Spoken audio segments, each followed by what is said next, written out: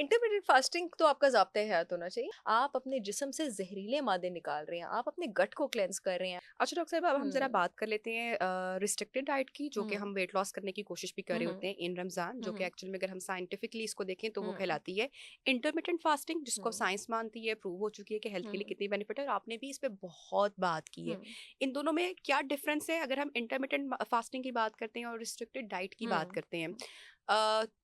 Intermittent fasting, अब मैंने ऐसे लोग भी देखे हैं जो कर रहे हैं, लेकिन जो अपनी विंडो है उसमें भी हर चीज़ पेट में फेंक दी, डाल दी। थोड़ा-सा इसको ज़रा हमारी ऑडियंस के लिए, क्योंकि अब हुँ, रमज़ान भी है और हुँ, हम फास्टिंग ही कर रहे हैं, हुँ। तो इसको लेकर चलना कैसे हुँ, है?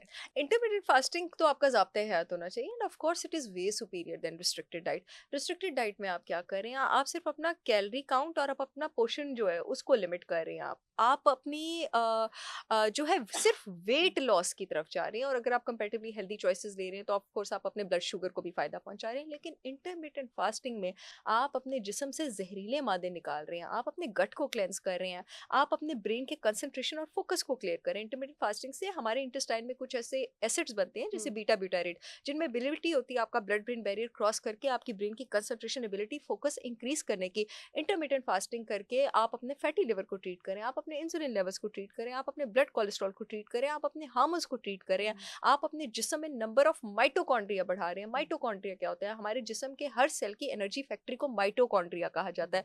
अगर हम अपने नंबर ऑफ माइटोकॉन्ड्रिया बढ़ा लें तो हम अपना लाइफ स्पैन बढ़ा सकते हैं। हुँ, हमारे जिस्म में जो प्रोटीन्स गल जाती हैं, सड़ जाती है, जिनको खारिज होना होता है, इंटरमिटेंट फास्टिंग उसको जिस्म से बाहर निकालने में काम आती है। तो फास्टिंग या इंटरमिटेंट फास्टिंग उसका तो लेवल ही कुछ और है ना। हुँ। अच्छा, ये बड़ी फनी बात है, जो लोग अपनी विंडो में भी खा रहे हैं तो आप तो हाँ, फास्टिंग कर ही नहीं रहे हैं ना। ठीक। आपकी कोई इंटरमिटेंट फास्टिंग नहीं है। इंटरमिटेंट नहीं, नहीं, जो फास्टिंग की ओपन विंडो विंडो में में खा रहे हैं कि आप कुछ भी खा सकते नहीं, हैं? कुछ भी नहीं खा सकते। मुझे इससे एक बात याद आ गई, मैं एक मेडिकल कॉलेज में प्रोफ़ेसर होती थी एक ज़माने में, तो वहाँ पर मेरी एक डेमो होती थी, तो वो बड़ी क्यूट होती थी, वो इंटरमिटेंट फास्टिंग करती थी, लेकिन वो अपनी ईटिंग विंडो में फ्रेंच फ्राइज़ खाती होती थी सारा टाइम डेमो रूम हुँ, में बैठ के। तो मैं उसको हमेशा देख के कहती होती थी कि फ़ाइज़ा, तुम intermittent fasting with trans fats in between करती हो। ओह! कि हाँ। मतलब आपने बीच में ट्रांस हुँ, फैट्स वो फैट्स होते हैं जो अल्लाह ने नहीं बनाए, हुँ, जो इंडस्ट्रियल फैट्स हैं, जो वो हुँ, आप अपने जिस्म में वो डालते हैं, वो खाते हैं, तो वो बॉडी के फैट डाइजेस्टिंग एंजाइम्स उसको हज़म नहीं करते, उसको क्लॉग करते हैं, स्टक हुँ, करते हैं, उसका एडक्ट बनाते हैं, जो कि अगेन आपके जिस्म में तहलका मचाते हैं, जो ठीक। आपके पास ये फ्राइड फूड्स मचाते हैं। तो intermittent fasting with trans fats in between आपको कोई फ़ायदा नहीं ओके। पहुँचाती। हाँ, ये हो सकता है कि अगर एक इंसान ने अपने माइंड में सोचा हो कि मैंने अपनी ईटिंग विंडो में सिर्फ़ एक फ्रेंच फ्राइज़ का हुँ, पैकेट खाया और मैंने कुछ नहीं खाया।